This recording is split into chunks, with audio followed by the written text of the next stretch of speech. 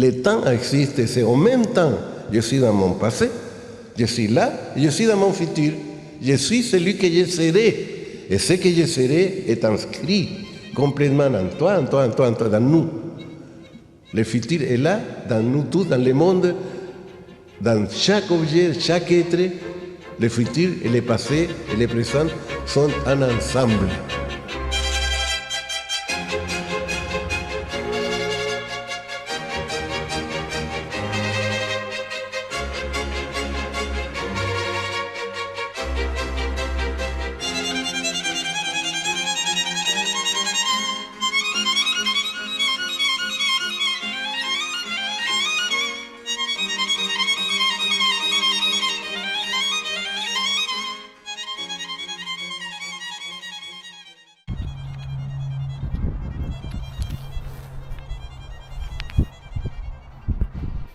Putain, si un jour on m'avait dit que j'allais ressortir ma PS3 pour regarder un DVD,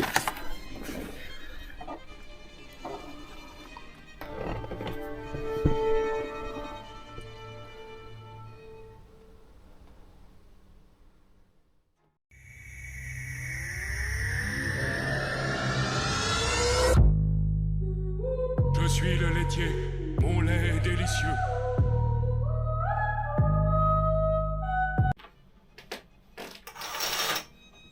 voilà, le rideau est fermé. Alors.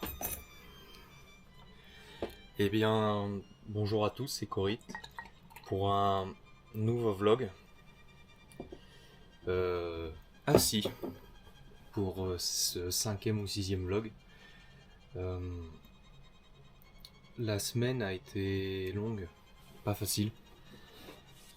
C'est pas passé spécialement grand chose, mais j'ai été très actif et j'ai beaucoup anticipé en fait ce que j'ai fait là en début d'après-midi. Je ne montrerai que le résultat du coup, hein. Voilà.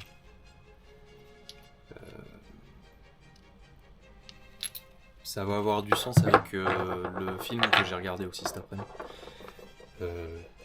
Les vrais savent, hein, comme on dit, le rideau a été ouvert le week-end dernier en vocal sur Discord et du coup voilà, c'est fait.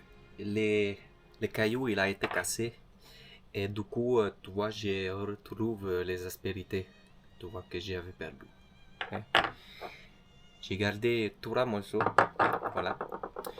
Et je vais en garder en permanence sous moi, comme ça je me rappellerai l'essence derrière les cailloux cassés.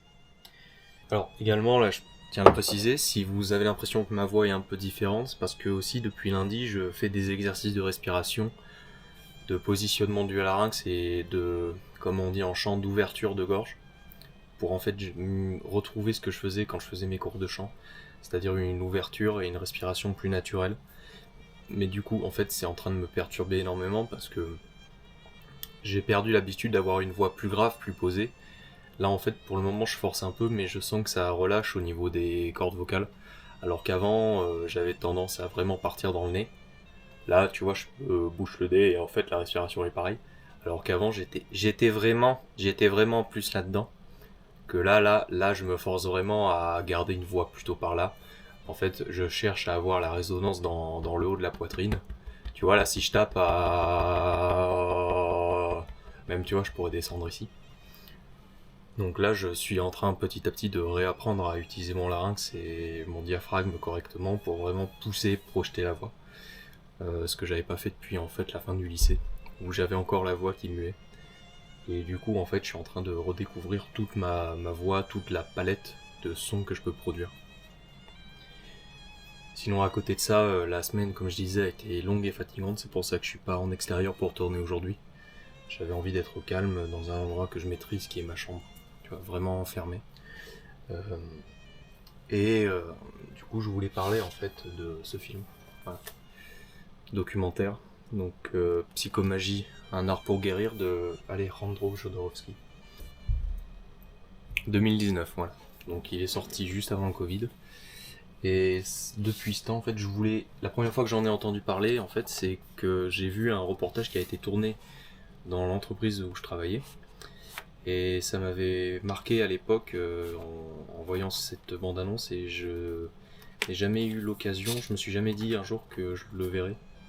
Je pensais que c'était impossible de l'avoir, je l'ai cherché en VOD, mais finalement je me suis résigné à récupérer le DVD.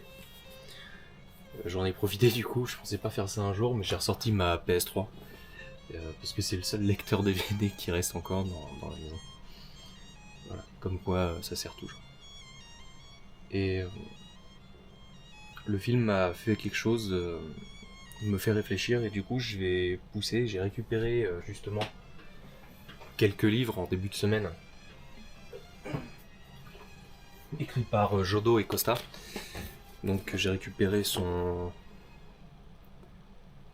livre Psychomagie, le manuel pour faire la psychomagie justement, pour comprendre, et un livre aussi donc écrit avec Marianne Costa, donc la même autrice qui l'a accompagné sur l'écriture de La Voix du Tarot, qui est juste là, qui vraiment donne la vision de Jodo sur comment faire le tarot, comment le lire.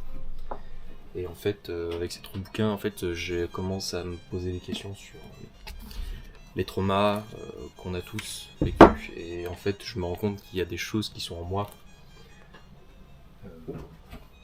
que j'ai jamais pris l'occasion de traiter.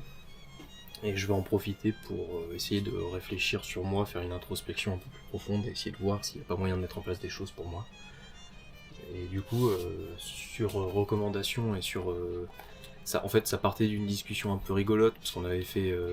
Professeur Beignet, donc sur Discord, nous avait fait un tirage de cartes pour nous dire, voilà, votre carte de tarot, c'est telle carte. Donc je vais vous montrer là ce qu'il m'avait sorti. Donc le prof, lui, ce qu'il m'avait sorti, c'était le Battler. Voilà, cette carte.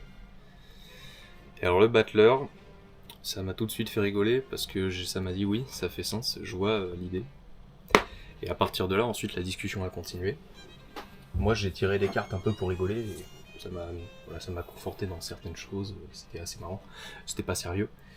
Mais on est arrivé sur une discussion à un moment donné en parlant de la voix, tu vois, de comment tu peux te retrouver. Donc dans mon cas par exemple, c'est comment en fait la vie m'a forcé la main et m'a empêché d'avoir le droit d'être rugueux. On a tous nos expériences de vie, et c'est vrai que ça a tiqué quand il m'a proposé de faire un acte psychomagique. C'était un peu en rigolant, mais il y avait un fond de vérité. Et il sait que j'ai fait, au moment où je tourne cette vidéo, il sait que je l'ai fait. Et oui, je l'ai fait, hein, t'as vu le caillou, prof. Et là, sur le moment, j'ai pas senti grand chose, mais... parce qu'en fait, le principe de la psychomagie, c'est que c'est l'inconscient qu'on va faire travailler. En fait, avec des actes poétiques, artistiques ou symboliques. Et pour moi, mon acte, en fait, ça a été de... Tu vois, parce que c'est rigolo, parce que j'avais un galet chez moi que j'utilisais un peu comme presse-papier. Et en fait, moi, l'acte, ça a été de... Tu vois, il y a ce côté qui est ultra lisse, et en fait, ça a été de briser et de casser l'ensemble, complètement travaillé, poncé par la vie, tu vois, complètement lissé, sans aspérité, sans aucun accroc. Ça a été de casser tout ça pour retrouver ça, en fait. Et de vraiment prendre le temps de sentir la différence. Du coup, là, pour l'instant, je sens rien, mais je sais qu'il va se passer des trucs dans ma tête inconsciemment, que ça va faire ressortir des choses.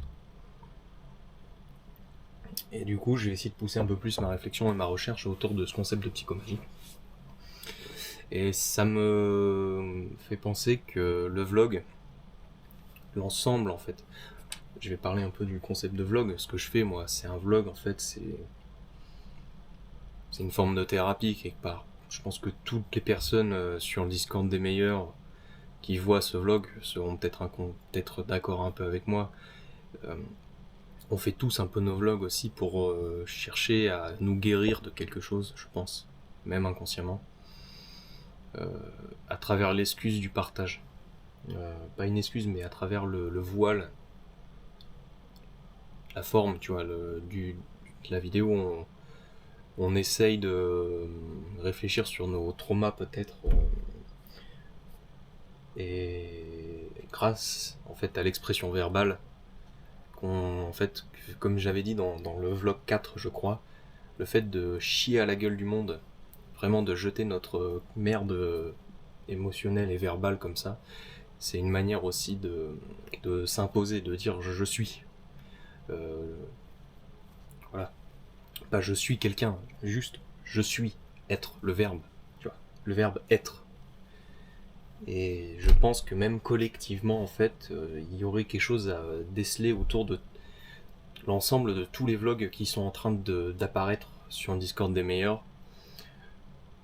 Je pense qu'en fait, ce serait intéressant d'essayer de voir si on serait pas en train inconsciemment, de manière collective, de faire quelque chose, une sorte de grosse thérapie de groupe pour chacun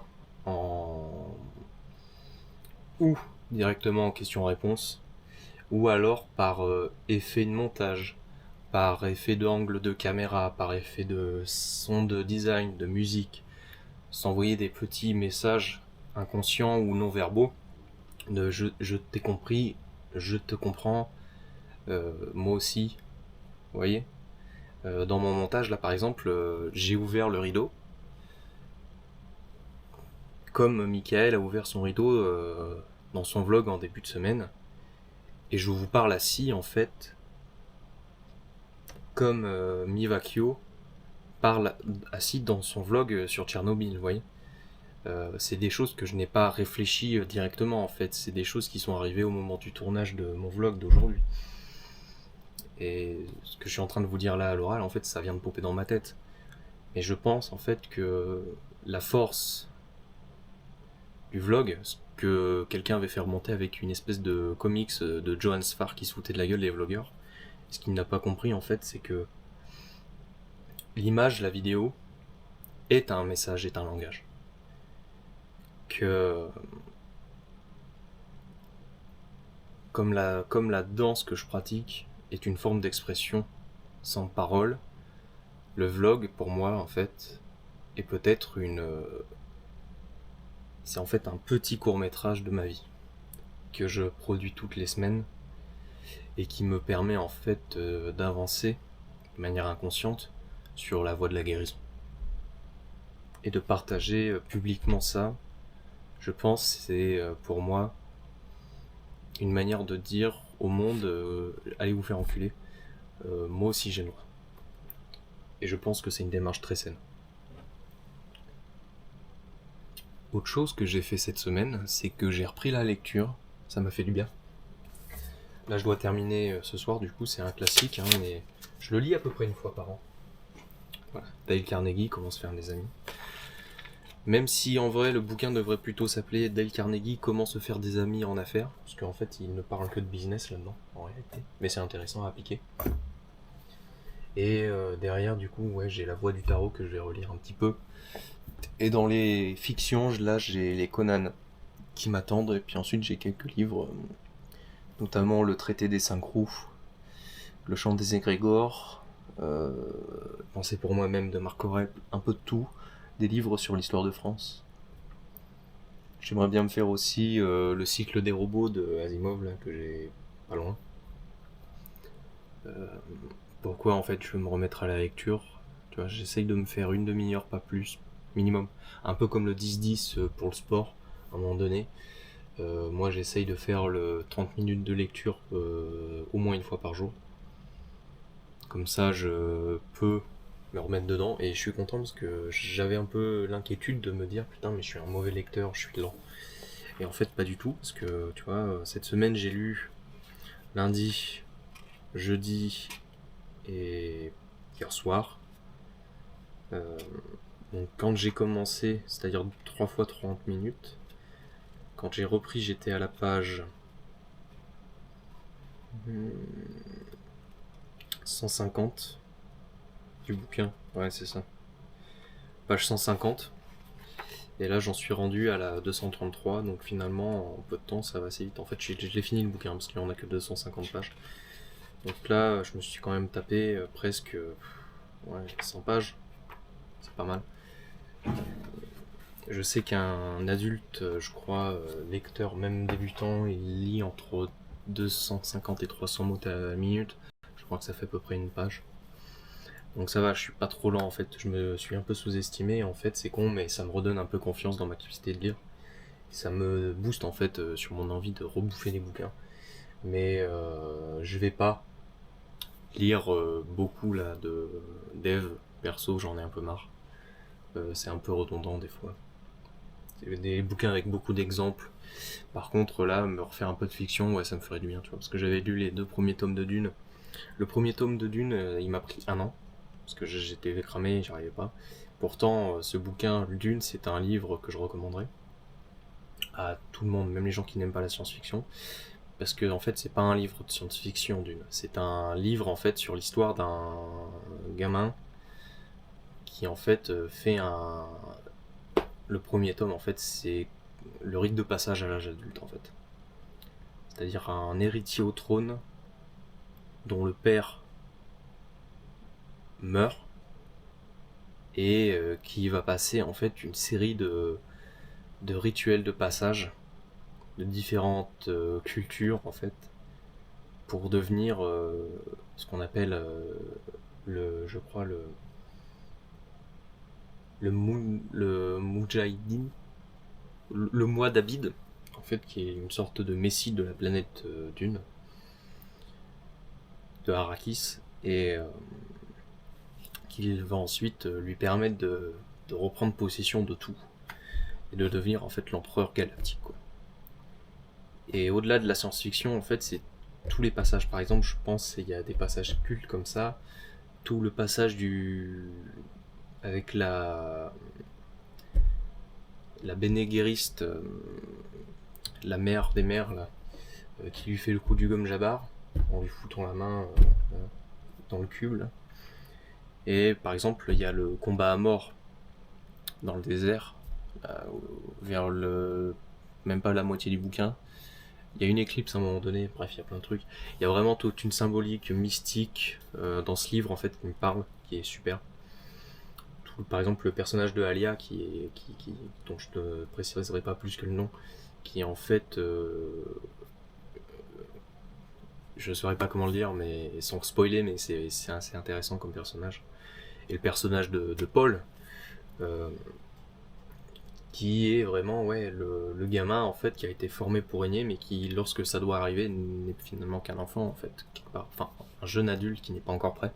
Bref, Dune, excellent bouquin que je recommande à tous ceux qui ne l'ont pas lu. Et effectivement, c'est un truc de dingue. C'est pas pour rien d'ailleurs que Jodorowsky devait le faire, et avec des croquis de Moebius, donc comme quoi, tu vois, si vous aimez les films de Jodorowsky, vous aimez bien ce que son travail, je vous recommande Dune en fait, parce que ça lui parle aussi, il devait le faire. Bref. En tout cas, moi, pour les semaines et les mois qui arrivent, là l'objectif ça va être de lire, continuer mon sport, vraiment développer la danse, parce que c'est vraiment un moment dans lequel je peux m'épanouir et développer en fait mon moi intérieur, l'être, hein, plus que l'ego, vraiment le être. Et ça va me débloquer des choses aussi de manière inconsciente. Je commence déjà à le sentir sur l'acceptation de moi, la manière dont je bouge, la confiance à laquelle je ne porte pas assez attention sur est-ce que j'ai le droit de vraiment être aussi énergique dans mes mouvements, tout ça. Est-ce que j'ai le droit d'être heureux dans ma manière de bouger, tu vois. Est-ce que j'ai le droit d'exprimer mes émotions. Et d'ailleurs, tiens, j'en pense, tips. Pour ceux qui ont du mal à gérer leur voix, qui ont peur d'assumer, un excellent exercice que m'avait donné ma prof de chant de 2e année de cours.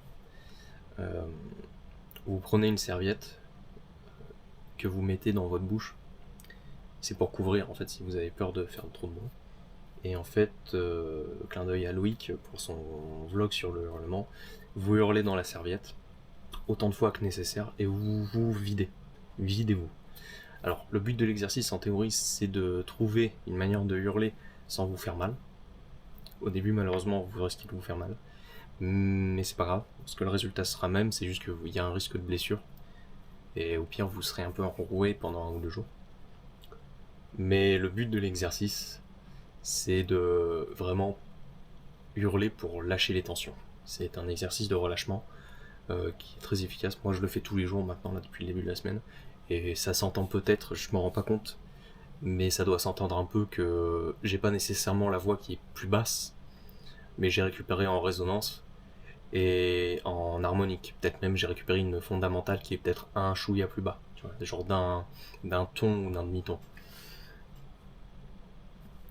Donc si vous avez envie de travailler votre voix parce que vous trouvez comme moi, peut-être dans mon cas, qu'elle était trop nasillarde, donc vous avez tendance en fait, à cause des tensions que vous avez emmagasinées pendant peut-être des années, vous vous retrouvez en fait avec la voix comme qui dirait, vous avez les couilles coincées dans votre gorge quoi, et vous êtes comme ça. Et en fait vous parlez comme un mec castré, à qui on tient les couilles en permanence, qui peut pas se détendre en fait. C'est ça, hein, c'est vraiment l'image qui me vient en tête, c'est-à-dire c'est vraiment la voix du mec à qui on presse les couilles en continu, donc ça part haut dans les aigus, comme un castrat. Et bien hurler. Hurler à la mort, hurler de douleur, hurler de bonheur, hurler. Lâchez-vous, faites un cri primal, animal, quelque chose en fait qui n'a aucune harmonie, aucune beauté. Vraiment, revenez à la nature brute de votre être et exprimez-vous en fait. C'est un très bon exercice de relâchement et pour se réapproprier sa voix. Même si ça peut fatiguer un peu au début. Et vraiment l'astuce de la serviette, c'est parce que par exemple moi je suis quelqu'un qui a beaucoup de mal en fait à être bruyant en public, parce que ça même, disons que moi j'ai pas été éduqué à ça. Je suis pas quelqu'un qui a été éduqué dans le brouhaha. Tu vois, vraiment le concept de silence, c'est un truc qu'on me l'a toujours foutu dans la tête. D'où le proverbe justement, la parole est d'argent, le silence est d'or. Et ben moi je dis quid du cri. Tu vois, parce que le cri c'est du langage, mais c'est pas de la parole. C'est pas du silence, mais c'est pas non plus de la parole. Tu vérifies que ce soit bien le bon proverbe. Ouais, voilà. La parole est d'argent, mais le silence est d'or. Et moi, du coup, c'est vrai que je me dis, bah ouais, mais le hurlement, l'expression brute d'une émotion par le son, où est-ce que ça se situe? Et ben moi, je pense que le cri est de bronze, en fait. Le bronze rentre pas dans... C'est pas noble. C'est malléable. De fer, je dirais même. Tu vois. Il y en a partout. Mais c'est quelque chose qui est tellement partout que tout le monde s'en fout, en fait. Alors qu'il y a tout qui est entouré de fonte. L'acier, c'est quoi? C'est du métal qui a été renforcé via injection de carbone, une certaine température de chauffe. Tu vois.